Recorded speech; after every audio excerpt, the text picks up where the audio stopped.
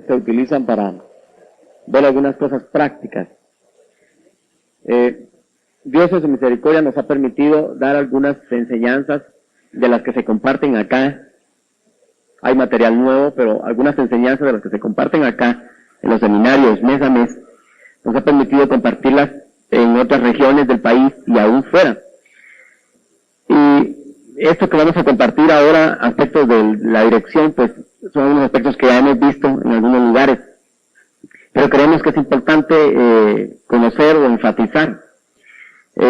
Son, yo lo diría, herramientas, así le llamo, herramientas espirituales para un director de alabanza.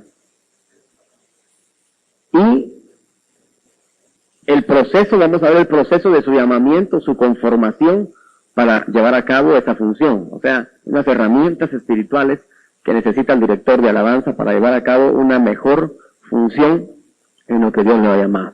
Todos los que estamos acá, de alguna manera, participamos en la dirección. ¿Cuántos han dirigido por lo menos alguna vez, aunque sea improvisadamente o oficialmente, en alguna reunión? Levante su mano, por favor. Bueno, estamos la mayoría. Muy bien. Entonces, va dirigido especialmente a directores y futuros, ¿verdad? Directores también.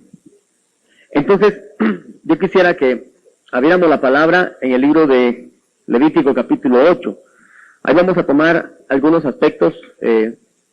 Acuérdense que taller estudio, vamos a ver los talleres estudio bíblico, así lo vamos a llamar. No sé si se pueda, pero bueno.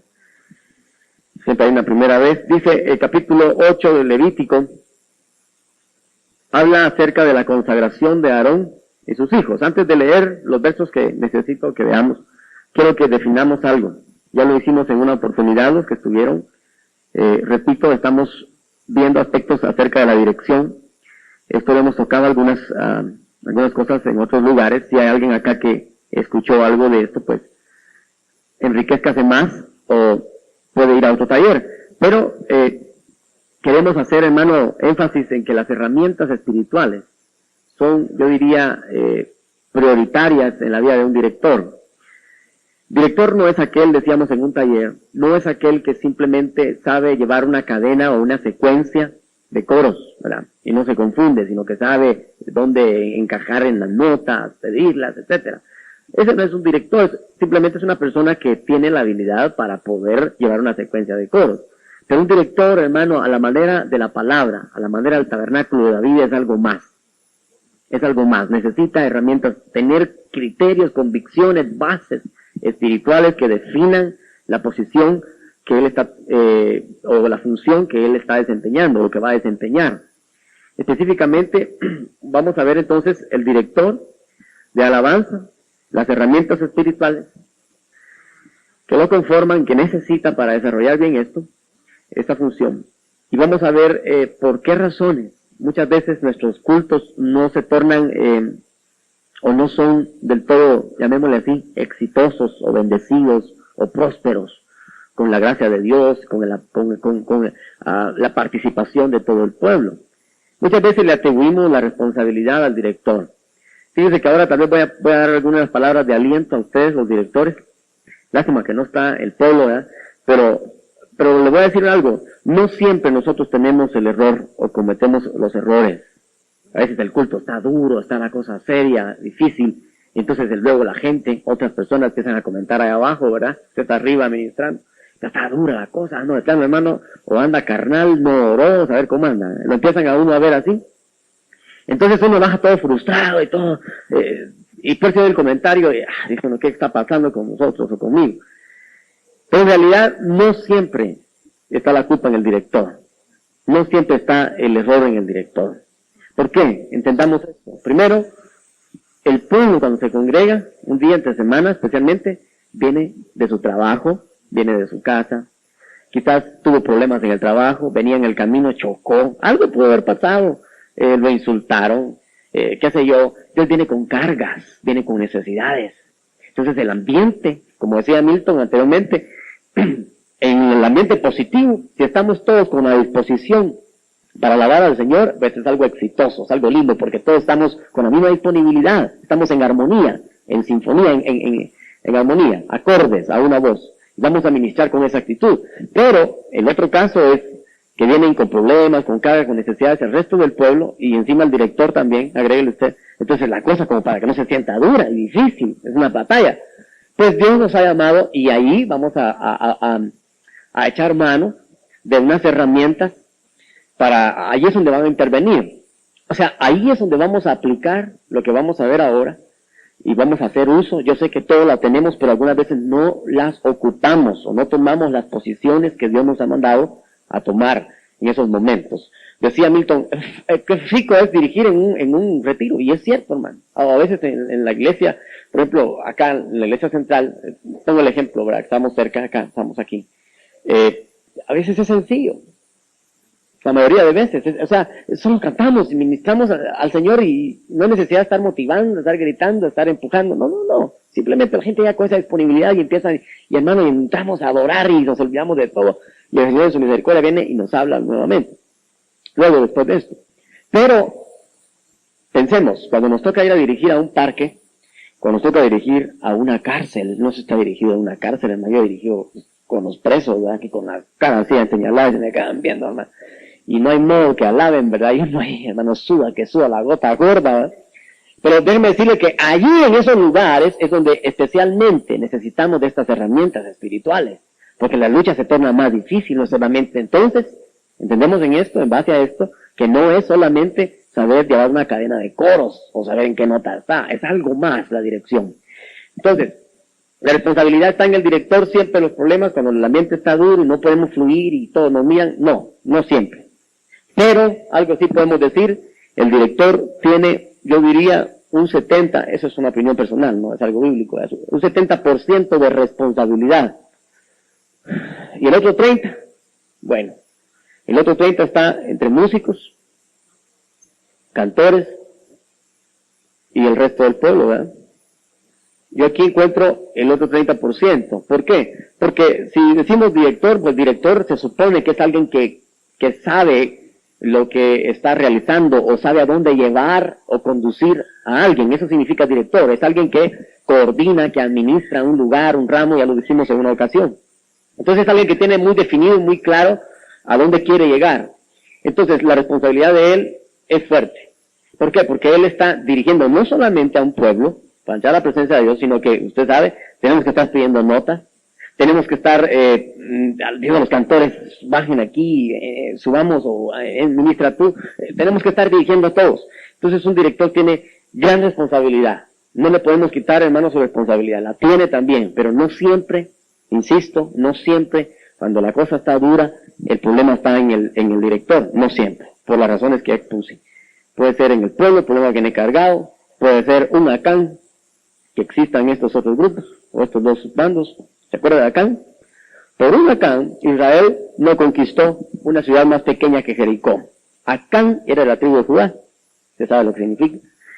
Entonces, él guardó el anatema, y fueron a pelear contra Jai, la ciudad Jai, y perdieron, salieron huyendo los israelitas. Entonces Dios le preguntó a José, ¿qué pasó, Señor? No, si aquí no está el problema, le dijo, es allá abajo, mira, Acán.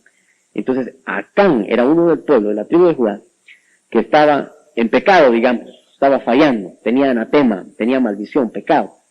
De lo que Dios no había dicho que tomaran, él tomó, falló. Y por ese Acán, por uno, mire, el pueblo de Israel, los guerreros de Israel fueron derrotados, avergonzados. Entonces, hasta que se arreglara aquel Acán, que estaba en el ejército de Israel, hasta que se arreglara delante de Dios, o lo eliminaran, porque así fue, lo eliminaron, dice que lo lapidaron, lo enterraron en piedras, con piedras, que es severa la ley. Entonces, cuando eso aconteció, vino Dios y les dio la victoria, ¿verdad? Posteriormente. Pero, entonces, los problemas, cuando se tornan duros y tensos, el ambiente para ministrar al Señor, no siempre están en el 70%, que el director, sino que puede estar acá, por un Acán, ¿verdad? Entonces, eso es lástima que no están los cantores y los directores y los músicos, ¿verdad? Pero pues hay alguien por ahí que lleva el mensaje. Hermano, necesitamos entonces tomar muy en cuenta esto. Cuando estamos ministrando a Dios, estamos librando batallas espirituales, eso así es. Judá iba al frente, era una tribu guerrera, abría brecha. Fíjense que Judá era la primera que pasaba por territorios y terrenos desconocidos para el resto de las tribus y para el resto de Israel, del pueblo, para el resto del ejército y para el resto de las otras tribus. Entonces Judá tenía que ir al frente, tenía que ir abriendo brecha, tenía que ir, hermano, conquistando terrenos, porque era una tribu guerrera, una tribu de batalla. Entonces así es alabanza y oración. Cuando nosotros venimos y empezamos, hermano, a adorar al Señor, estamos abriendo brecha, estamos nosotros conquistando terrenos espirituales o bien perdiéndolos, dependiendo cómo lo hagamos. Porque si no, el soldado no era hábil, hermano, aunque el título que tuviera, iba a ser derrotado. Por eso necesitamos ser hábiles, ser diestros, ser capacitados, y para eso entonces son estas herramientas, y eso es lo que necesitamos. Estamos librando batalla. Algunas veces los directores, y lo decíamos en un taller que tuvimos del director en otro seminario, algunas veces cuando se torna fuerte la cosa, muchos lo que hacen es cerrar sus ojos, ¿verdad? Cierran sus ojos, pero no para interceder ni nada, sino que porque les da pena que lo miren, o se avergüenzan, o quisieran que el púlpito se hiciera más grande para que no los vieran, porque, ¿verdad? Sí, hermano, a veces uno quisiera que se abriera y esconderse, ¿verdad? Porque la cosa está seria. Entonces, pasan todo el culto así, mire, y todo el mundo se le queda viendo, ¿verdad? Y entonces, cuando eso pasa, se pierde la autoridad también. No es aconsejable, este es un paréntesis, no es aconsejable que un director esté, hermano, continuamente o siempre con los ojos cerrados. No quiere decir que no lo va a hacer en un momento de devoción, algo especial, está fluyendo, hermano, está en un cántico. Muy bien, enhorabuena, pero no que todos los coros, y hasta los coros de júbilo, y nunca mira, hermano, y está dirigiendo para acá a los cantores, y los cantores están de este lado, porque está haciendo con los ojos cerrados. Hermano, mire, los ojos abiertos es muy importante mantenerlos, porque eso mantiene la atención. Eso sí es, hasta en el plano natural se mira. Imagínese que un maestro, o usted, si no se está estudiando, o cuando estudió, si el maestro hubiera pasado con los ojos cerrados, hermano, todo el mundo tiene papelitos y todo, y el maestro va a hablar y con los ojos cerrados. No. Tiene que captar la atención, tiene que llamar la atención, de alguna manera estar pendiente, saber de que él está coordinando esa situación. Entonces todo el mundo está pendiente, no está distraído. Por supuesto, la función de él, una de las funciones, es atraer esas miradas al Señor, ¿sí? Atraerlo en base a lo que está ministrando y haciendo. Pero debemos de empezar siempre por el atrio. Entonces usemos los recursos que se usan naturalmente, ¿verdad? Entonces empecemos por el atrio, empecemos por ahí. Un momento del lugar santísimo, bueno, mire, no sé si usted ha tenido experiencias de esta manera. Yo me imagino que sí. Pero a veces yo he parado, hermanos, desde ahí, tirado bajo el púlpito, hermano, como director, y el micrófono por allá, porque el Señor tomó el tiempo y es algo especial. Pero ya estamos allá metidos, ¿verdad?, en el santuario. Entonces ya nadie se está fijando que quién capta la atención ni nada. Ahí el Espíritu Santo está tomando el tiempo. Entonces vamos a entrar de lleno a lo que son las herramientas espirituales de un director. Yo he tomado tomo este capítulo 8 de Levítico, porque habla de la consagración de los sacerdotes, especialmente de los hijos de Aarón y sus hijos. ¿Por qué lo tomo? Porque vamos a tomar, hermano, vamos a sacar con la ayuda del Señor unas figuras que están muy claras acá. Vamos a entenderlas, explicarlas, que representan para nosotros, hermano, algo muy, muy importante, que son las herramientas espirituales. Pero, aparte de esto, dice la Biblia en Pedro, capítulo 2, verso 9, dice que nosotros somos sacerdotes, un linaje escogido, un real sacerdocio. Entonces somos sacerdotes. Entonces nos interesa saber lo que ocurrió con los sacerdotes literales, terrenales, que el Señor tuvo acá, con su túnica, con su efod y todo eso, que representa para nosotros. ¿Por qué vamos entonces a tomar esta base? Porque son sacerdotes, insisto, los que están acá, y vamos a tomar las figuras. Dice la Biblia que todo lo que aconteció a Israel en la antigüedad, aconteció para nuestra enseñanza, quedó para nuestro ejemplo, como sombra o figura. Antes de leer el capítulo 8, por favor, acompáñenme a Corintios capítulo 10. Primera, leamos, aquí está tratando del pueblo de Israel. Verso 1 en adelante dice: porque no quiero, hermanos, que ignoréis que nuestros padres, está hablando de Israel, todos estuvieron bajo la nube, esos son los que salieron de Egipto y van en el camino del desierto hacia Canaán, y todos pasaron el mar, y todos en Moisés fueron bautizados. Bueno, está hablando de Israel, Antiguo Testamento. En la nube y en el mar, y todos comieron del mismo alimento espiritual. Todos bebieron de la misma bebida espiritual, porque bebían de la roca espiritual que los seguía, y la roca era Cristo. Verso 5, pero de los más de ellos no se agradó Dios, por lo cual quedaron postrados en el desierto. Lo que me interesa está en el verso 6. Para nosotros dice: mas estas cosas, ¿qué cosas? Esas, las que le acontecieron al pueblo de Israel, Mas estas cosas sucedieron como ejemplos para nosotros. Escuchen, entonces hay que sacar los ejemplos, las figuras, los tipos, las sombras, para que no codiciemos cosas malas como ellos codiciaron, ni seáis idólatras, como algunos de ellos, según está escrito, se sentó el pueblo a comer y a beber y se levantó a jugar. Bueno, no forniquemos, dice el verso 8, no forniquemos como algunos de ellos fornicaron y cayeron en un día 23,000. Ni tentemos al Señor, como también algunos de ellos tentaron y perecieron por las serpientes. Ni murmuréis, interesante, como algunos de ellos murmuraron y perecieron por el destructor. Dice, y estas cosas les acontecieron como ejemplo, y están escritas, quienes han alcanzado, dice, y están escritas para amonestarnos a nosotros, a quienes han alcanzado los fines de los siglos. Bueno, entonces, ya, ahora sí, hermano, nuestra base va a ser capítulo 8, de ahí no nos vamos a salir. Capítulo 8 de Levítico. Entonces, estamos claros de que esto lo necesitamos entender como sacerdotes espirituales que Dios nos ha llamado a hacer. Muy bien. Recordando algo, el ministerio de alabanza y oración a la manera del tabernáculo de David, que es lo que se está restaurando, es un ministerio de equipo, dijimos en una ocasión, en el cual participa o interviene director, cantores, músicos y el resto del pueblo. No es un ministerio aislado, por eso la responsabilidad no solo recae en el director, aunque él tiene la mayor parte de responsabilidad en el desarrollo de un culto. Bueno, hablamos en una ocasión también acerca del llamamiento. Entonces, como dice la palabra, empecemos. Primer punto, llamamiento. Verso 1, habló Jehová a Moisés diciendo, toma a Aarón y a sus hijos con él, y las vestiduras, el aceite de la unción, el becerro de la expiación, los 2 carneros, el canastillo de los panes y levadura. Insisto en el verso 1, habló Jehová a Moisés diciendo, toma a Aarón. ¿Quién seleccionó? ¿Quién llamó? Fue Dios. Dios es el que hace la elección para los sacerdotes. Nosotros somos sacerdotes, hermano, que nos manda la palabra a ofrecer sacrificios espirituales por medio de Jesucristo al Padre. Entonces, estos sacerdotes son llamados por Dios. Hay un llamamiento, y no lo vamos a ver, creo que lo he explicado en otra ocasión, Marcos 3, está, si usted quiere anotar la cita, acerca del Señor cuando llamó a sus discípulos. Él los seleccionó y los llamó para que estuvieran con Él, y los llamó para que caminaran cerca de Él, para capacitarlos, instruirlos, y luego enviarlos a predicar. Ese llamamiento para estar cerca de Él es para estar en su intimidad, para estar en su presencia, para amarlo, etcétera, conocerlo íntimamente, y posteriormente, después de haber estado en ese momento de intimidad, ser instruidos por Él, enviarlos a predicar. En este caso es enviarnos a ministrar, a oficiar. Bueno, está el llamamiento. Detectemos algo. ¿De qué tribu eran los sacerdotes? Tenían que ser de Leví. Leví significa unión o comunión. Interesante. Bueno, si somos más agudos, hermano, tenía que ser primero israelita. Creo que esto es lo primero y esto es lo segundo. Israelita tenía que ser. Israelita ya nos habla como tipo pueblo de Dios.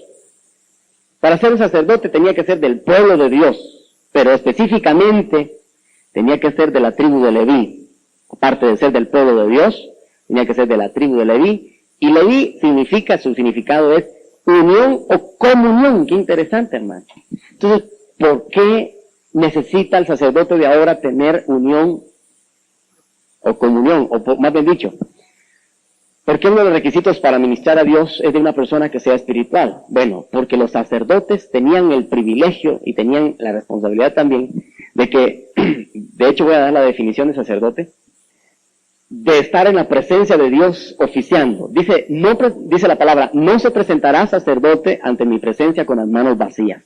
Necesitaba llevar algo para ofrecer delante de Dios. En una mano llevaba, hermano, un presente, llevaba un incensario, llevaba el incienso, cogía del altar y oficiaba delante del Señor. Y en la otra mano llevaba la sangre de la expiación. Lo primero, el incienso nos está hablando de que estaba ofreciendo alabanza, oración. Lo segundo, la sangre, nos está hablando a nosotros de que tenía que llevar cierta intercesión. Era como decirle, Señor, ya el pago de la víctima, o el pago del pecado del pueblo ya fue cubierto por la víctima, aquí está la sangre. Entonces eso nos habla de intercesión también, nos habla de petición, de súplica, de que perdone. Pero la otra, el incienso, de ofrecer. Una de pedir y otra de ofrecer. Bueno, entonces, ¿qué significa sacerdote? Sacerdote significa uno que se acerca a Dios. Sacerdote significa eso, uno que se acerca a ministrar delante de Dios. Bueno, significa santo también, en otras palabras. Uno que se acerca a ministrar delante de Dios, que se acerca a Dios, y significa también santo. Entonces tenía que ser israelita, pueblo de Dios, hermanos. Ahora si va a ministrar a alguien en un lugar, sea en un discipulado, sea en una reunión familiar, sea ministrar a Dios, es necesario que sea del pueblo de Dios. Hay personas que están tomando, aquí no se hace, ¿verdad? Pero yo conozco en otros lugares, que como no hay nadie que pueda presidir, y entonces llaman a alguien que tiene habilidad de esta naturaleza para presidir una reunión cristiana, y lo llaman y tiene habilidades, hasta canta coritos, y él no ha nacido de nuevo, increíble. O si no, el músico, llaman a un músico, hay un cantor que es cristiano, uno que canta, pero no hay quien toque, ¿verdad? Pero ahí está el del combo, no sé qué, llamen el de la guitarra, y viene el del combo a hacer el acompañamiento. Ahí hay mezcla, ¿verdad? Un espíritu apagado o que no ha sido vivificado con un espíritu que supuestamente está vivificado ministrando. Hay mezcla, hay alianza, y eso es peligroso. Entonces tiene que ser del pueblo de Dios, sacerdote, insisto, y luego específicamente alguien de la intimidad, alguien que anhela la comunión con Dios, alguien que, hermano, tenga devoción. Entonces el llamado, aquí está claro, es para los que tienen comunión con Dios. ¿Quién era Aarón? Bueno, Aarón era hermano de Moisés. En otras palabras, Aarón era discípulo. Vuelta que daba Moisés, Aarón. Y Aarón iba detrás y aprendía de él, hermano, y todo lo que Moisés le compartía, que dijera, él compartía. El discipulado es muy importante. Si necesitamos o si queremos ser efectivos nosotros en la obra de Dios, discipulémonos. No solamente en aspectos de la alabanza, sino en aspectos, hermanos, doctrinales de la palabra. Vamos, aprovechemos la palabra. Seamos discipulados por los líderes. Esos van a trasladarnos la visión para poder llevar a cabo, hermano, el trabajo que Dios quiera de una mejor forma.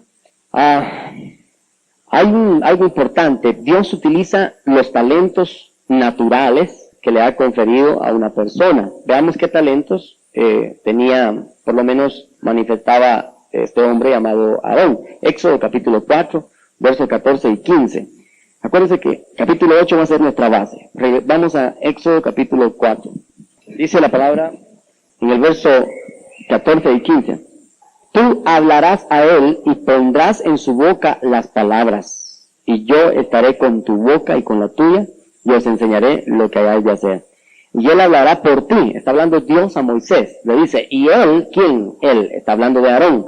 Y él, le dice Dios a Moisés, refiriéndose de Aarón, él hablará por ti al pueblo, y él te será a ti en lugar de boca, y tú serás para él en lugar de Dios. Interesante, ¿verdad? Pues eso es otro aspecto. Bueno, ¿qué utilizó Dios entonces? Utilizó talento natural. Déjenme pensar, no lo dice la Biblia. Moisés dice que era tartamudo, pues parece ser que no, o sea que le costaba hablar. Entonces necesitaba de alguien para llevar a cabo esto. Entonces dice Dios tomó a Aarón y como que se valió, quizás era elocuente, quizás tenía facilidad de palabra, quizás le gustaba hablar mucho, entonces voy a aprovechar el talento que tiene de hablar mucho. Entonces cogió el talento natural de él. Dios a cada uno de nosotros nos ha dado un talento natural. Algunos la habilidad de hablar, de expresarse, a otros la habilidad de poder tener oído musical, y por eso son hábiles en la música. Tienen un talento natural. Porque no vamos a decir, hermano, de que solo nosotros los cristianos, Dios nos ha bendecido con talentos musicales. No, Dios le da un talento a todo el mundo. Ahora bien, desde pequeños lo empiezan a manifestar. Allá ellos, y los padres también de esos pequeños, hacia dónde inclinen ese talento. Si es hacia las tinieblas o si es hacia la luz. Ejemplo, veamos en el mundo. Mira el mundo. Tiene los mejores guitarristas, las mejores voces y todo. Pero es un talento que Dios les dio, natural, nacieron con ese talento el hombre. Pero lo inclinaron hacia el mal. Entonces Dios utiliza los talentos naturales. Esa es cierta vocación que debemos de tener para el sacerdocio. En cuanto a la música, en cuanto a cantar, a entonar. Debe de haber vocación.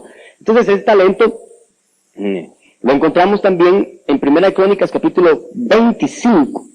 Vamos a ver, ahora vamos a ver aplicándolo al tabernáculo de David. Vamos a Crónicas capítulo 25. quiero que leamos en el verso 7. Escuche qué dice la palabra acerca de los cantores. Y el número de ellos con sus hermanos instruidos en el canto para Jehová. Todos los aptos. Interesante. Aquí está hablando de cantores, pero tomemos de que Dios estaba llamando aptos.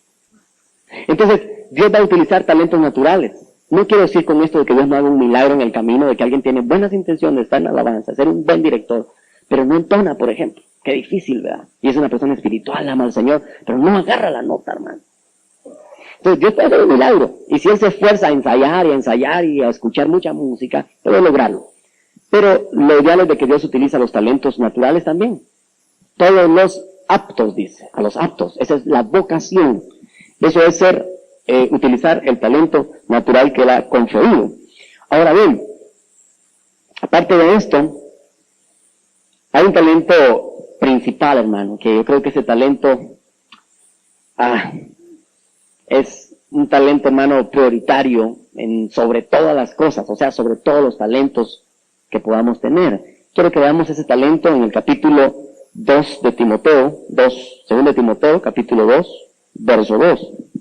Timoteo, capítulo 2, verso 2. Dice, todo lo que has oído de mí, Pablo, refiriéndose a Timoteo, dice, todo lo que has oído de mí ante muchos testigos, esto encarga a hombres fieles.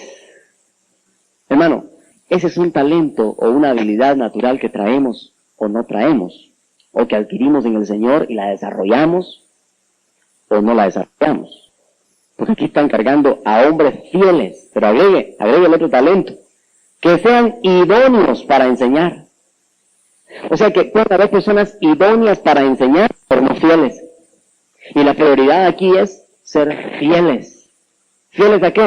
En primer lugar a Dios, al ministerio que usted está trabajando, fiel a la cobertura que tiene, fiel al horario que usted tiene de ensayo, fiel, hermano, fiel. Eso es algo muy importante. Fiel. Prioridad. Bueno, regresemos entonces al Levítico. Dios tomó entonces de la tribu de Leví, del pueblo de Israel, de la tribu de Leví, a un hombre llamado Aarón, para ser sumo sacerdote. Fue el primer sumo sacerdote acá en la tierra, por lo menos lo que lo establece la palabra.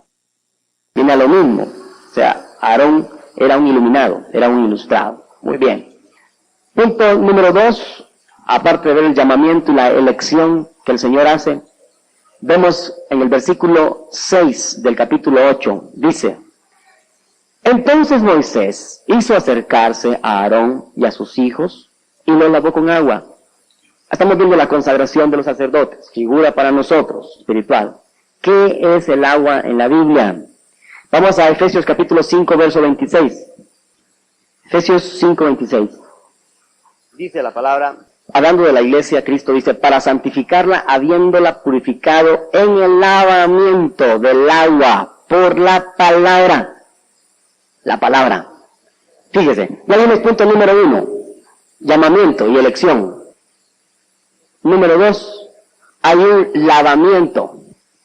Dice la palabra en Efesios 5:26, que ese lavamiento es el agua de la palabra. Hermano, si nosotros no tenemos la instrucción de la palabra, nos podemos desviar. Hay 3 principios claves en la restauración de todas las cosas. Según el libro de Joel, se está restaurando el trigo, el vino y el aceite. El vino y el aceite nos habla del gozo, de la alabanza, y especialmente el vino, y el aceite nos habla del Espíritu Santo, de la unción. Pero el trigo nos habla de la palabra, es el alimento. El pan es hecho de trigo, y el pan tipifica también la palabra, así como el agua, en este caso. Entonces, hermano, el trigo es importante tenerlo. ¿Por qué? Porque sin la palabra no hay principios para llevar a cabo una buena dirección y una buena administración delante del Señor.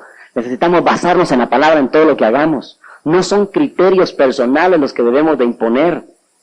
Lo que debemos de hacer es exponer los criterios de la palabra. Amén. Debemos de poner la palabra, hermano, sobre todo, ampararnos en ella. Tu administración sea basada en la palabra. Todo lo que hagamos esté fundamentado en la palabra. La palabra de Dios. Esa es la palabra. Bueno, muchas personas vienen, un director, y empieza a alabar al Señor. Yo lo dije en una ocasión, acá. Empiezan a alabar al Señor, y se quedan en el cántico de Jehová, y su adoración es esta. Pasan 15 minutos y han dicho esto nada más. Te adoramos, Señor.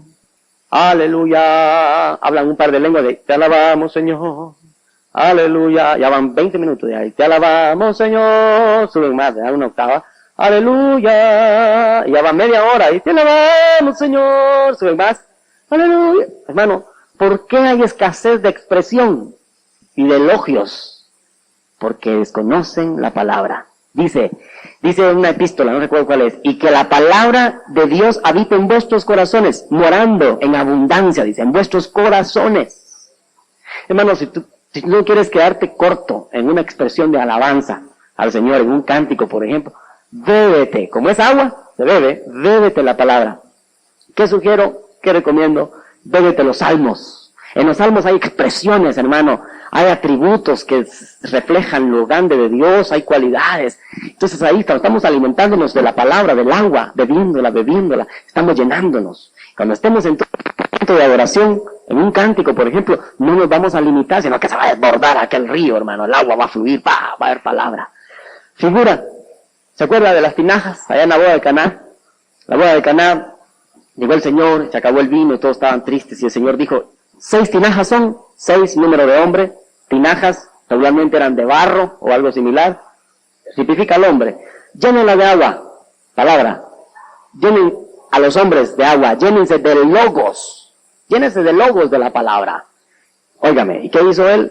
Vino y la tornó esa agua, la tornó en vino, le puso sabor. Eso quiere decir de que si nosotros, la responsabilidad nuestra es llenarnos nuestra tinaja, nuestro corazón, nuestra vida, del agua de la palabra, para que Él le ponga sabor con la unción, con el rema del vino. Amén. Que dé sabor cuando ministremos. Entonces la palabra debe de tener, hermano, un lugar prioritario en nuestra vida para ministrar. Vamos a ver qué otra cosa encontramos aquí. Veamos en el verso 7, ¿qué dice? Después de haberlos lavado, a los sacerdotes, ¿qué hacían? Verso 7, puso sobre él, aquí vienen las vestiduras, la túnica, y le ciñó con el cinto, le vistió pues con el manto, y puso sobre él el efod, y lo ciñó con el cinto del efod, y lo ajustó con él. ¿Qué está hablando esto? Está hablando de vestiduras. Fíjense qué interesante. Los llamó el Señor, los seleccionó. Ahora viene el Señor y les dice, lávenlo. Que se laven con el agua, ¿verdad? La palabra. La palabra nos está lavando, nos limpia. Límpiense. Se limpiaron los sacerdotes, ya estaban limpios, se quitaron las impurezas. El lavamiento, la palabra nos limpia, nuestra mente la renueva, etcétera. Entonces, hermano, ya limpios, ¿qué dice aquí? Importante. Como estaban, perdónenme la expresión, desnudos, o imagínense ustedes, estaban lavándose, yo no sé qué más se lavaban, todo el cuerpo, de seguro que sí. Los vestían, le quitaban las ropas suyas, sus propias vestiduras las quitaban, y le daban las vestiduras ordenadas por Dios. ¿Y qué hace la vestidura sobre un cuerpo? Cubre. Entonces esta vestidura nos está hablando de cobertura. Cubrían el cuerpo del sacerdote. Descubrían el cuerpo del sacerdote, verso 7. Y le ponían en mano toda la túnica, el manto, todo. Pero aparte de esto de cubrir, yo quiero que, o antes de seguir, quiero mencionarle que desprendía de la parte de una vestidura llamada efod, que era lo último que ya recibían, sobre todas las vestiduras, un efod. Dice que desprendía un cierto cinto, o cincho, un cinto. ¿Y qué hacían con el cinto? Verso 7, segunda parte. Y puso sobre él el efod, y lo ciñó con el cinto del efod, y lo ajustó. ¿El cinto de qué nos habla? De sujeción. Importante, ¿eh? Necesitamos tener cobertura, pero estar sujetos. Necesitamos estar vestidos, pero ceñidos con el cinto del efod. A la vestidura, ceñían nuestro cuerpo a la vestidura que teníamos, y eso utilizaban un cinto. Entonces la sujeción, fíjese qué tremendo, hermano, se puede estar con cobertura sin ser sujeto. Ejemplo, alguien por ahí, un buen director, ¿verdad? De aquellos chispudos, como dicen en los anuncios de la prensa, tapatojo chispudo, aquí el director chispú. Lo miran por ahí alguien y dice, ¡ay, hermano, qué bonito! Y yo vivo allá en otro pueblo, ¿verdad? Lejos. lo voy a invitar para mi boda, para que vaya a dirigir. Y le hablan por ahí así camufladamente, hermano, mire, el sábado tal, vaya a dirigir a mi boda, le dice el hermanito, la hermanita. Amén, usted está asisto bajo cobertura, hermano, es una cobertura del Señor, amén, gloria a Dios. Y está bien, y llegó, hermano, ahí está, temprano, encorbatado, empieza a lavar, ¿verdad? Y a dirigir. ¿Sabe qué está haciendo él ahí? No le consultó a su cobertura, no le informó si le daba autorización. ¿Qué fue simplemente? ¿Qué pasó ahí? No se ciñó con el cinto de la sujeción. Tenía cobertura, pero no estaba ceñido, entonces la cobertura le quedaba floja o demás. Mire qué tremendo, interesante. Entonces, allá está, hermano, y lo que está haciendo, óigame, no es ministrando, es amenizando. Porque no lleva todo el respaldo de Dios. Por eso, hermano, necesitamos nosotros guardar estos principios. Porque usted no me dejará mentir que cuando estamos en el orden de Dios, en una cobertura, en una sujeción, y vamos a hacer la obra del Señor, vamos respaldados, hermano. Cuando por a mí me invitan a algún lado y yo pido autorización a mi cobertura, que es Otito, y mira Otto, hermano, y sí hay una, muy bien, la carta, aquí está la carta, hermano, me sujeto a él, voy cubierto, amén, Dios te bendiga, te respalda, hermano, yo tengo respaldo de Dios, eso es así comprobado. Cuando usted va con su pastor, hermano, fíjese que me está invitando a una enseñanza o a ministrar y todo, mira, hay que mejor ahí ese lugar, de repente el pastor le dice, ese lugar es raro, mejor no, mejor tranquilo, ¿verdad? Amén, dice usted. Ahí recibe su bendición. Y si el pastor le da aval, hermano, aunque sea raro el lugar, pero si el pastor le da aval, usted va respaldado, fíjese. Y usted lleva luz y usted va a aclarar muchas cosas en las vidas de las personas y va a enseñar o a ministrar, va a ser de bendición.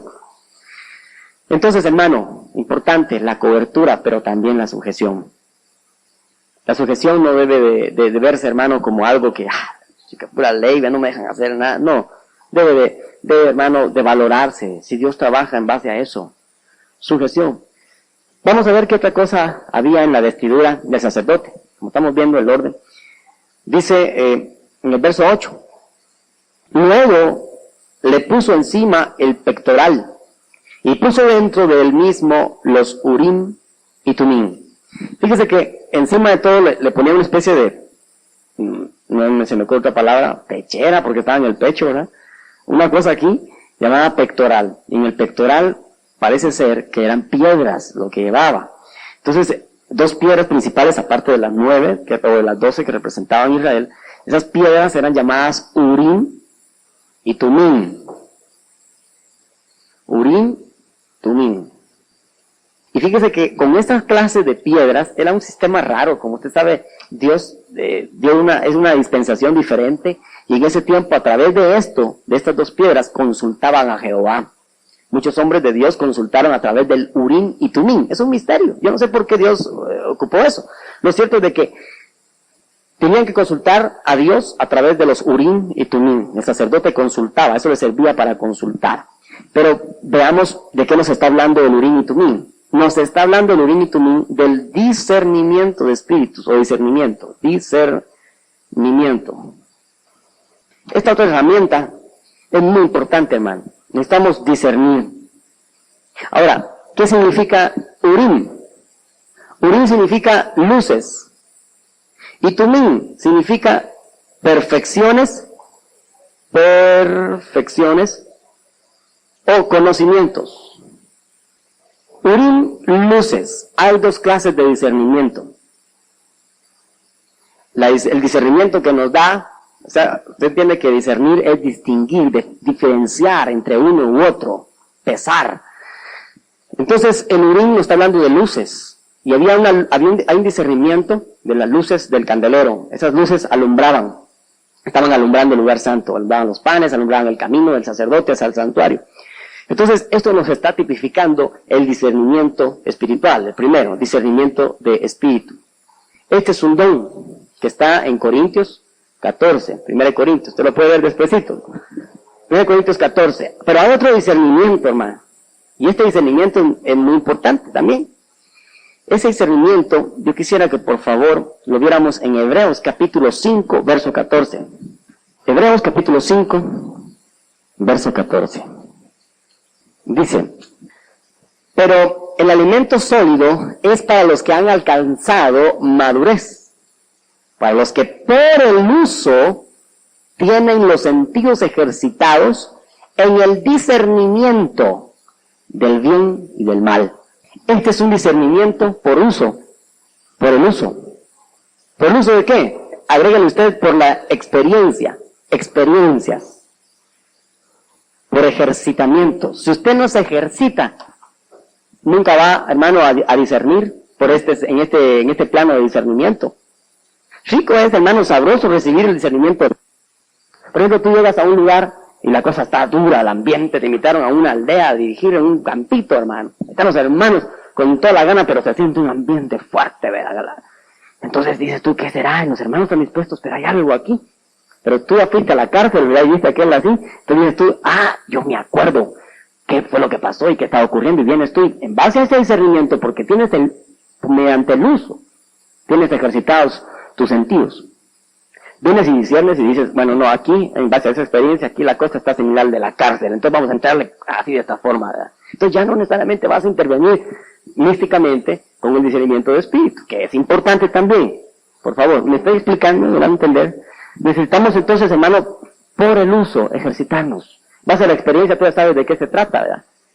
Por ejemplo, es como un doctor, ve a un doctor, por ejemplo, todos los días, imagínense, mira a personas llenas de chibolitas rojas en todo el cuerpo, a niños especialmente, sabe que es sarampión. Esto es sarampión, sarampión, es sarampión. De repente va por ahí caminando y ve a alguien en un bus, va, ese es el médico, aunque siempre tienen carro, pero esa vez se le pinchó la llanta, se fue en el bus, el médico, y vio a una persona ahí con, sarampión, usted tiene sarampión, ¿y usted cómo sabe? No es sarampión, y le receta ahí de una vez. ¿Por qué? Porque los sentidos los tiene ejercitados. ¿Sí? En cambio, el discernimiento de espíritu para él, en este caso, sería llevar su folleto. Vamos a ver, puntitos rojos, abombados y no sé qué más. Va a leer, ese es sarampión. O sea, estoy poniendo el ejemplo así al azar. Bueno, discernimiento hay de dos tipos entonces. Vamos rápido, hermano, porque yo no quiero aburrir. ¿No se ha aburrido todavía usted? Ya, se aburrió, pues no me veo. Casi no oí, ¿no? ¿No se ha aburrido, hermano? ¿No? Va, digamos pues. Porque si tiene preguntas, platicamos también. Después. Vamos a ver qué otro paso seguía aparte del discernimiento. Viene en el verso 12, hermano, que está lo más sobresaliente. Verso 12. El otro paso era derramar aceite. Y derramó el aceite de la unción sobre la cabeza de Aarón y lo ungió para santificarlo. Ya vimos discernimiento. Ahora, número 5 nos toca ungimiento. Para ungir lo hacían en la antigüedad con aceite. Y el aceite en la Biblia nos está hablando del Espíritu Santo. Hermano, algo muy importante que necesita la persona que va a estar ministrando alabanza a Dios es que sea ungido por el Espíritu Santo. ¿Cuál es la primera unción que recibimos? La conocemos como el bautismo con el Espíritu Santo. No quiere decir que un director que no sea bautizado con el Espíritu no pueda dirigir. Lo puede hacer, pero no va a ser tan efectivo como lo es uno que tiene el bautismo con la evidencia clara de hablar en nuevas lenguas del Espíritu Santo. Fíjese que a los sacerdotes los ungían, aquí estamos viendo a los sacerdotes, los ungían. Fíjese que Cristo, a la edad de 30 años, al llegar al Jordán, vino el Espíritu Santo, en forma corporal, como de paloma, que descendió sobre él, tipificando para nosotros el bautismo con el Espíritu Santo. Y solo a partir de esa fecha, de ese acontecimiento, se empezó a ver el poder que él traía, porque de los 30 años para allá no se ve mucho ni se habla. Entonces empezó él con señales y con prodigios. En otras palabras, empezó a ejercer su sacerdocio aquí en la tierra. Ungido, 30 años, edad madura, edad que escogían los sacerdotes. El Espíritu Santo, el aceite, tipificado en el Antiguo Testamento del Espíritu Santo, vino el Señor y empezó a ser más efectivo, a tener mayor respaldo, a tener mayores señales del poder de Dios. Entonces, hermano, necesitamos la unción del Espíritu, la necesitamos. Eso es una herramienta clave también. Todo lo que estamos viendo es clave, en base a la palabra. Pero el bautismo del Espíritu Santo es primordial, hermano. Nadie debería subirse a un púlpito sin unción. Que la unción es lo que le da sabor, hermano. Mire, la unción es la que marca la diferencia. Porque aquí puede estar un grupón, hermano, de aquellos electrónicos tremendos, ¿verdad? Como decía que el hermano, con equipos sofisticados y todo. Hermano, pero ni un pelo le mueve a nadie, ¿verdad? No. Pero hermano, si está allá que le mando su guitarra, hermano, con 3 cuerdas que rompieron 3. No, exagerando, ¿verdad? Pero hermano, y está con aquella devoción y con la unción del Espíritu. 2, 3 cantos y pega fuego al lugar. Pero la unción es la que va a marcar la diferencia. ¿Cuántos dicen amén? Fíjese que una persona en Costa Rica, en San José, Costa Rica, me dice, estaban teniendo unas enseñanzas y se me acercó un líder visitante de otra congregación que no era de nuestra misión y llegó a escuchar las enseñanzas, ¿eh? Pero al final me preguntó, me dijo, hermano, yo estoy interesado, me dijo, que haya esta alabanza y este mover, y porque veo la danza y todo, que haya esto, me dice, allá en mi congregación, en la congregación de los ministros. Sí, le dije, bueno, pero mire hermano, yo quiero que vaya, bueno, estamos platicando, voy a hablar con mi pastor, le dije, para ver qué me autoriza ahí y todo. Y hasta fecha estábamos viendo, pero mire hermano, solo le suplico algo, no me va a tocar el tema del Espíritu Santo, hombre. Hermano, si el Espíritu Santo es el que le da el movimiento a la cosa, hombre. Quítale usted la unción del Espíritu Santo a nuestra danza, es pura emoción y gritería, hermano. Si bien nos va, hacemos música, si no, bulla y ruido, sin la unción del Espíritu. Pero con la unción del Espíritu, hermano, hasta las sillas tiemblan. Dice que en una oportunidad estaban los apóstoles orando, y empezaron a orar llenos del Espíritu Santo, dice. Empezaron a orar dándole gracias. Y orando estaba cuando el lugar donde oraban tembló, dice. Pero estaban llenos del Espíritu Santo. Bueno, el Espíritu Santo no lo podemos separar, si es el que le da el movimiento. Es el que, hermano, ejecuta la obra del Señor aquí en la tierra. Es el Espíritu que guía. Imagínense, y esta persona diciéndome que no fuera a hablar, que no fuera a enseñar el Espíritu Santo. ¿Por qué? Porque eran otras, ya se imagina usted de qué línea, eran así primos, ¿verdad? Porque no creían en el bautismo del Espíritu Santo, menos en la gran lengua de ciencias del diablo, hermano. Si eso le quitamos a nuestra administración, nos quedamos sin nada. Entonces, eso es importante, la participación del Espíritu de Dios. Y en el vaso, en el director, es importante que fluya, hermano, con la unción de Dios y con la autoridad de Dios. Ahora bien, ahí está algo muy importante, la autoridad. Quiero que vayamos a Hechos capítulo 1, verso... No es Hechos 1, es Hechos 4:31, por favor. Hechos 4:31. Aquí está el texto que le mencionaba. Dice, y cuando hubieron orado, el lugar en que estaban congregados tembló, y todos fueron llenos del Espíritu Santo, y hablaban con denuedo. Esto me interesa. La palabra de Dios. Solo cuando estamos llenos del Espíritu Santo, porque aparte de recibir la unción, o sea, el bautismo, tenemos la responsabilidad nosotros de buscar la llenura. ¿Cómo vamos a ser llenos? En la medida en que nos entreguemos y nos demos a Dios. Por eso, hermano, si tu altar privado no arde, no esperes que arda tu altar público en la congregación. Tiene que arder tu altar, hermano, en el secreto. Esa es la vida devocional íntima. Eso no debería exigirse, hermano. Porque sería bueno ver a los coordinadores de alabanza poner ahí requisito, tener altar devocional diario, el director, ¿verdad?, para dirigir la alabanza. Pero no se puede andar observando y ver, hermano, ¿ya oraste? ¿Cuántas horas oraste? Sería ley. No, eso debe ser, hermano, una delicia, que tú lo necesitas también. Que tú sabes de que sin eso es imposible, no puedes, hermano, y que anulas. Entonces la vida devocional secreta con Dios es clave, hermano, para tener éxito en público, para que sea una bendición y un respaldo. El Señor lo dijo, lo repito, y lo que hagas en lo secreto, allá en la oración secreta con tu Padre, y tu Padre que te ve en lo secreto, te recompensará en público. Cuando dice amén, en público, tú tienes la honra de Dios, hermano. ¿Qué vas a hacer entonces aquí tú como director? Lo único que vas a hacer es lo que has aprendido en lo secreto con Dios. Ministrarle y adorar sin tanta cosa, sin tanto adorno, no sé. No, hermano, si hay que hacer algo, pues hagamos, adornos y todo. Pero yo quiero decir que no nos vamos a poner así tan cuadrados. Cuando se está en la casa, hermano, qué rico. Empieza a cantar con su guitarrita o un cassette y hasta ahí, de repente se quebrante, qué lindo. Pero aquí en la iglesia ya venimos todos así, ya agarramos el micrófono así, ¿verdad?